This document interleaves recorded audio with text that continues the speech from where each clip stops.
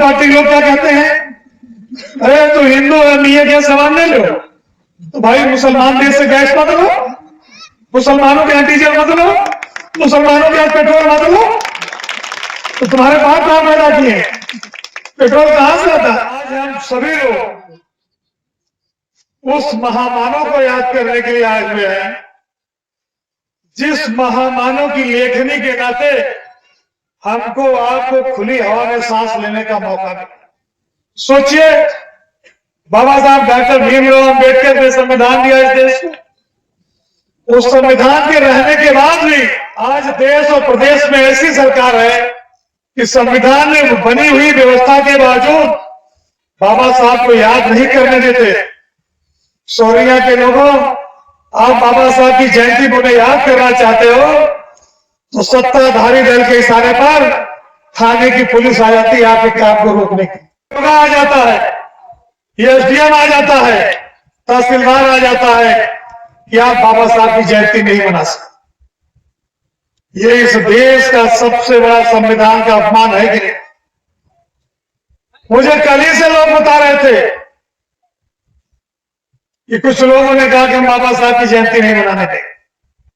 भाई, बाबा साहब ने संविधान में जो लिख के दे दिया, उस संविधान की देन है कि आज हम आप सभी लोग मान सम्मान के साथ एक साथ बैठ रहे हैं, उठ बैठ रहे हैं, एक दूसरे के साथ खड़े हैं और हम सभी को अपने हक और अधिकार को करने की बात है।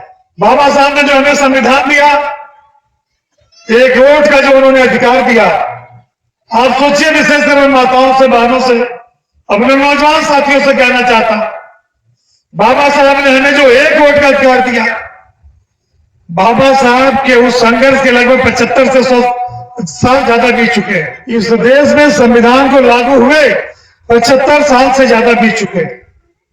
75 साल से ज्यादा बीतने के बाद भी संविधान में जितना हक और अधिकार बाबा साहब हमें दे के गए हैं, अभी हमें प्राप्त नहीं हो पाया, अभी हमें मिला नहीं है। आज भी आप सोचो, जब वोट का चुनाव का समय आता है तो कुछ लोग आते हैं आपसे धर्म के नाम पर वोट मांगने की बात करते हैं।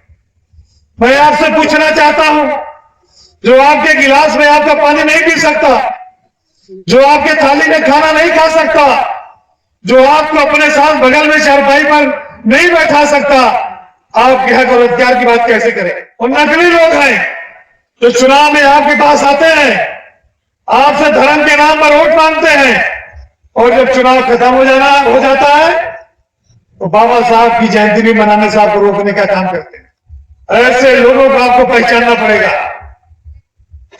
एक गांव में कहावत थी, रंगा सियार गांव में टालता था, ये रंगे सियार लोग हैं, रंगे सियार लोग। आपसे मैं पूछना चाहता हूं, खुद तो सरकारी जमीनों पर कब्जा करके काम गिराएंगे, खुद सरकारी जमीनों को कब्जा करके कोठी बना लेंगे, सरकारी जमीनों पर घर बना लेंगे, विभिन्न धार्मिक आयोजन करेंगे। हम लोग किसी धर्म के खिलाफ हम नहीं है, खुद तो धार्मिक आयोजन करेंगे और जब इस देश के संविधान निर्माता को याद करने का समय आएगा तो बलपूर्वक हमें आपको याद भी नहीं करने देंगे। इन्हीं लोगों से देश को बचाना है, इन्हीं लोगों से संविधान को बचाना है। इसीलिए आपको याद होगा, हमारे नेता समाजवादी पार्टी के राष्ट्रीय अध्यक्ष बनने के साधु जी ने लोकसभा के चुनाव में इस बात को कहा था कि जो दिल्ली में बैठी हुई सरकार है, लखनऊ में बैठी हुई सरकार में लोग हैं, ये लोग बाबा साहब के बनाए हुए संविधान को बदलना चाहते हैं, ये लोग मनुवाद के आधार पर देश को चलाना चाहते हैं। संविधान सबको बराबरी का दर्जा देता है, चाहे किसी जात, बिरादरी, धर्म, मजहब के मानने वाले लोग हैं।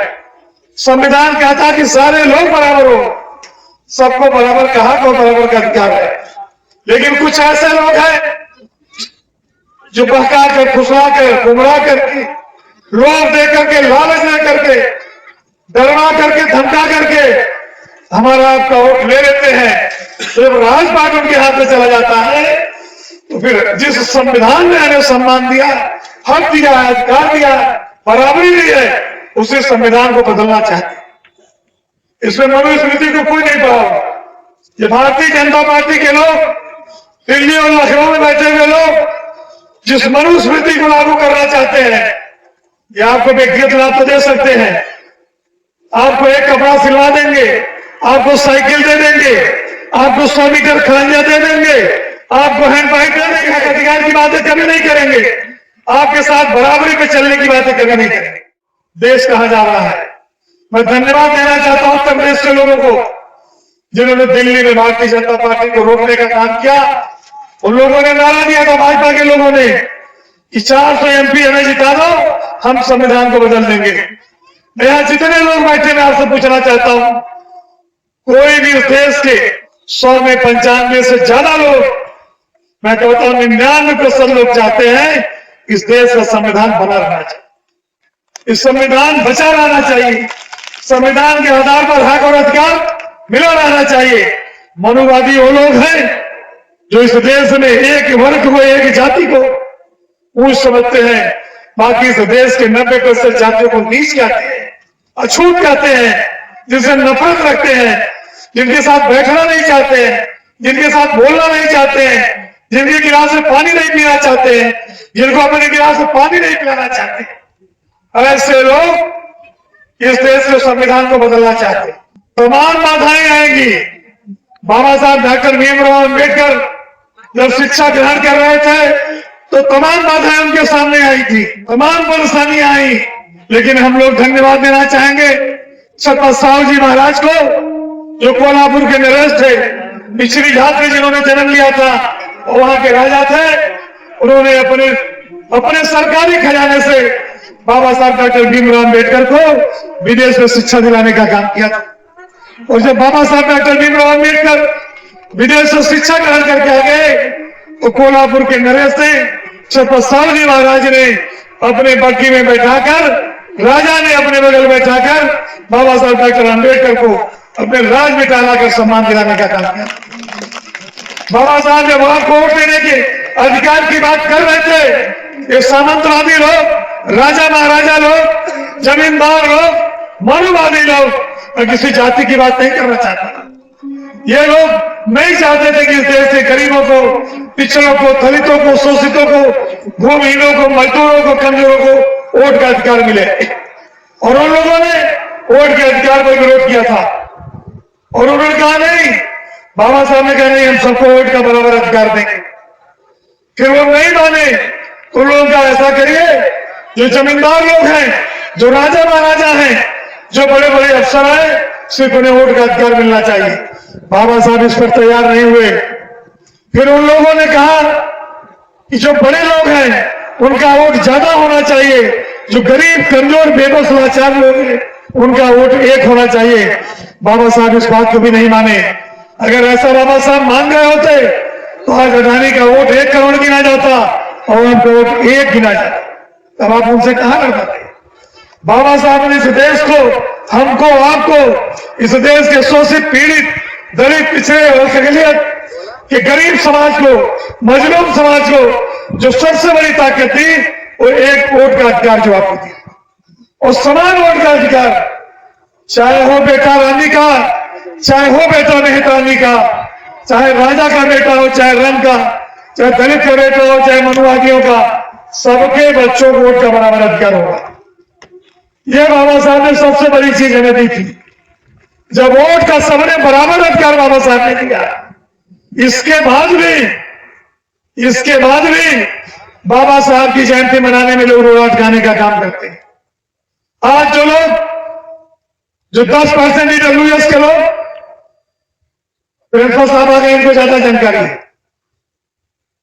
जो गरीबी रेखा के नीचे की बात करके 10% आरक्षण ले रहे हैं, ये वही बड़ी जातियों के लोग हैं, ये वही मनुवादी लोग हैं, ये वही समाज के लोग हैं जिन्होंने मंडल कमीशन के आरक्षण का विरोध किया था।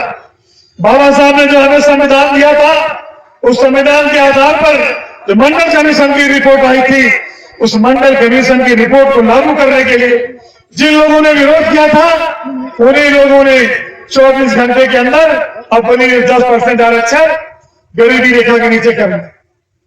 उसी संविधान के तहत उन्हें आरक्षण मिल रहा, फिर वो बाबा साहब के संविधान का विरोध करते, क्योंकि उनका पेट इतने से भर नहीं रहा है, वो तो चाहते हैं कि 100 साल पुरानी व्यवस्था लागू हो जाए, जिसमें हमको आपको जितने पिछड़े दलित शोषित अकलित समाज के हमारे माताएं बहनें भाई बुजुर्ग बच्चे आए हैं, ये मनुवादी लोग वो समाज चाहते हैं कि हम आप उनके दरवाजों पर चप्पल पहन के न जाए, हम आप उनके दरवाजों पर जाए तो गले में मेथी लटका के जाए, ताकि उन जमींदार के पंडित जी की जमीन पर न थूके तो अपनी मेथी में थूके।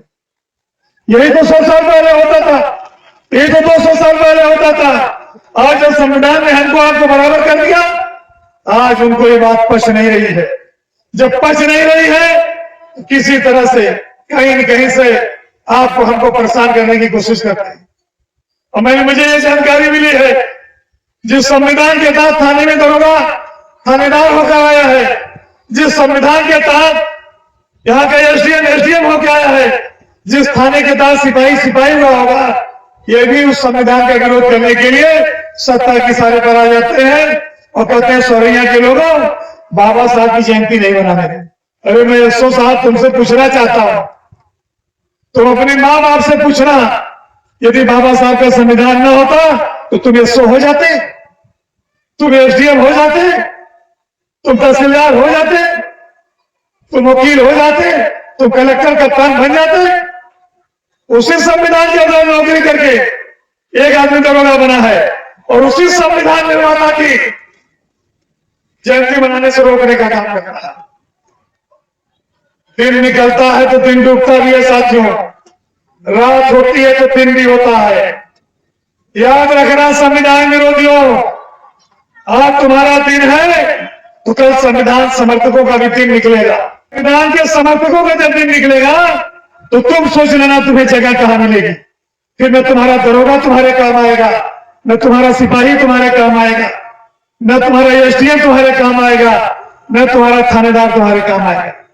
मैं पूछना चाहता हूं, जिस जमीन पर आप और कोई धार्मिक काम कर सकते हो, जिस जमीन पर आप कोई आयोजन आप कर सकते हो, जिस जमीन पर और कोई कार्यक्रम आप कर सकते हो, उसी जमीन पर बाबा साहब की जयंती, इस देश के संविधान निर्माता की जयंती क्यों नहीं मनाई जा सकती?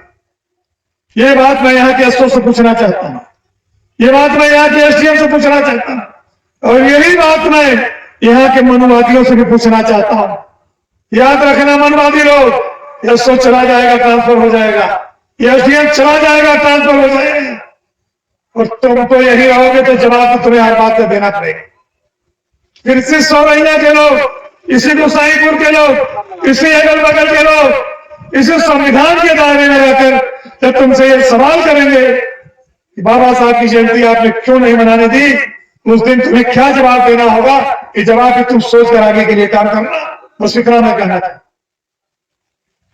इसलिए मैं ज्यादा कुछ न कहते हुए अभी मैं एक काम करने जा रहा हूं। कानपुर में था बाबा साहब की जयंती में, मैंने वहां के लोगों से कहा, हमने अपने नेता माननीय अखिलेश यादव जी से भी कहा, जिस तरह से हर विद्यालय में राष्ट्रगान होता है, हर सरकारी कार्यक्रमों में राष्ट्रगान होता है, जब हम समाजवादियों की सरकार बनेगी तो हम लोग सुनिश्चित करेंगे राष्ट्रगान जहां हो, राष्ट्रगान के साथ साथ बाबा साहब के बनाए हुए संविधान की प्रस्तावना जरूर पढ़ी जानी चाहिए।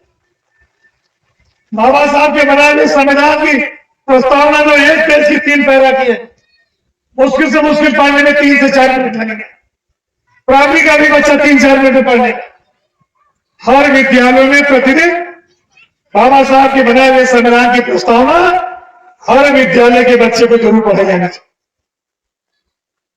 जब हमें अपने अधिकार के बारे में ज्ञान नहीं होगा, संविधान के बारे में हम पढ़ेंगे नहीं, अपने पूर्वजों के बारे में पढ़ेंगे नहीं, उनके संघर्षों की गाथाओं को जानेंगे नहीं, उन्होंने हमारे लिए जो त्याग किया है, जो तप किया है, जो कठिनाइयां सही है, जो अपमान सहा है, इसके बारे में हम जानेंगे नहीं, तो बताओ हम अपने बुजुर्गों के पूर्वजों के रास्ते पर चलेंगे कैसे?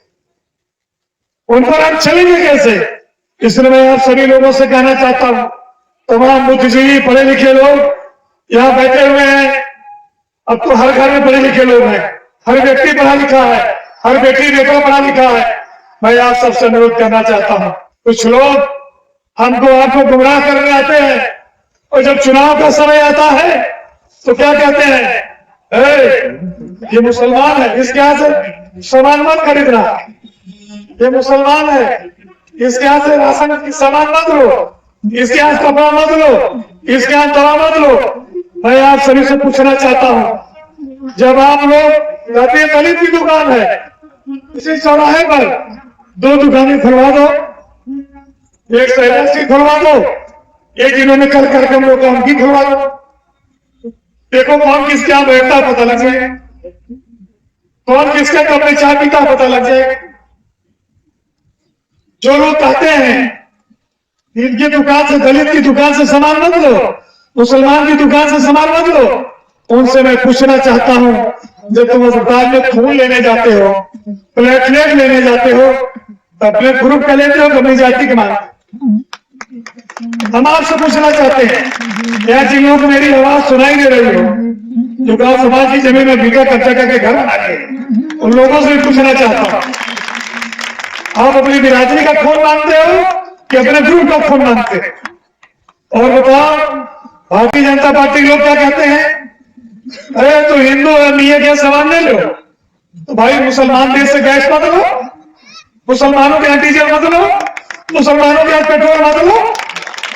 तो तुम्हारे बाप कहां पैदा किए, पेट्रोल कहां से आता है, गांव में जो गैस आप जलाती है कहां से आता है, डीजल कहां से आता है? तो पूछो प्रधानमंत्री जी से, मुख्यमंत्री जी से, क्या गोरखपुर में गेहूं पैदा होता है गैस, कि पटनगर में पैदा होता? एक युद्ध शुरू हुआ, थोड़ा सा रास्ता रुका, गैस मिलना बंद हो गई, लाइनें लग रही है, और कहते हैं कि इनके यहां से मत लो। तो मोदी जी, योगी जी, अगर आप इतने ताकतवर हो तो अपने मनुवादियों से कह दो, हमारा बहुजन समाज तो सबके यहां से लेगा। हमारा जो बहुजन समाज है, 90% जो हमारा बहुजन समाज है, पिछड़े, दलित, शोषित, दलित के लोग, इनमें तो ये सबके यहां से सब कुछ लेंगे।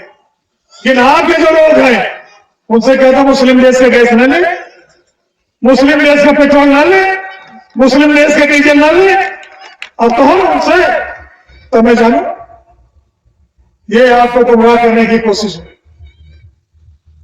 अपने साहब के पूछिए, 42 यूनिवर्सिटियां हैं, केंद्रीय यूनिवर्सिटियां, 42 में 39 यूनिवर्सिटियों में आपके लोग वाइस चांसलर नहीं है। पिछड़े, दलित, ओबीसी, एससी, एसटी के लोग नहीं है। कौन लोग हैं? जिनकी आबादी 10% है, उनके लोग 42-39 यूनिवर्सिटियों में चांसलर। आप लोग प्रोफेसर के लिए जब जा रहे हैं, इन्हें ड्रेस नॉट फॉर सुटेबल लिखकर पिछड़े दलितों को रोक दिया जाता है। तमाम जगह खाली है, लेकिन आपके लोगों की भर्तियां नहीं की जा रही है। आरक्षण की जो मूल भावना है उसमें यह है, कोई लड़का अपने आप से इतना नंबर पा जाए, वो जनरल से ऊपर हो जाए, तो जनरल में क्वालिफाई माना जाएगा। लेकिन इस वजह से भाजपा क्या कर रही है, जो चाहे दलित समाज के लोग हो, एसटी लोग हो, आदिवासी लोग हो, पिछड़े लोग हो, ये चाहे जितना नंबर पा जाए, इनके टॉप से टॉप हो जाए, लेकिन उनको उनकी कैटेगरी में करके आरक्षण में हमारे आपके साथ धोखा करने का काम ये भारतीय जनता पार्टी के लोग। मैं जब उत्तर प्रदेश की विधानसभा में था, 69,000 शिक्षकों की भर्ती का मामला मैंने विधानसभा में उठाया था।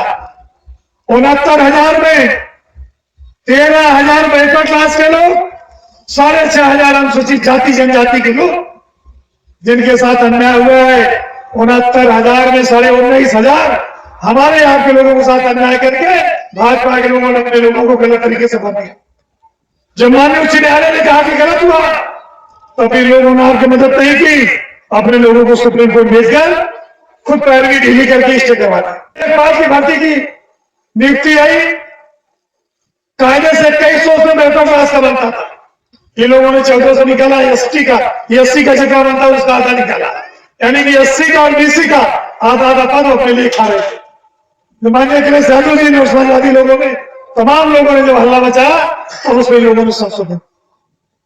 ये लोग जब देश के संविधान के रहते हुए भी, संविधान ने हमें जो मूलभूत अधिकार दिए हैं, बाबा साहब डॉक्टर भीमराव अम्बेडकर जी ने हमारे लिए जो व्यवस्था संविधान में बनाई है, देश की आजादी के 75 साल संविधान के लागू होने के बाद भी जब हमें वो पूरा नहीं मिला है, तो याद रखो, अगर एक संविधान बदलने में सफल हो गए तो हमारी आपकी क्या है। हमारे यहाँ की क्या हालत होगी। बाबा साहब के मानने वाले लोगों, आज इस बात की समझ लेकर यहाँ से जाना, हमें बाबा साहब के बनाए हुए संविधान को बचाए रखने के लिए जो भी कुर्बानी देनी होगी देंगे, लेकिन संविधान को बचाने का लोकतंत्र उसी से बचेगा।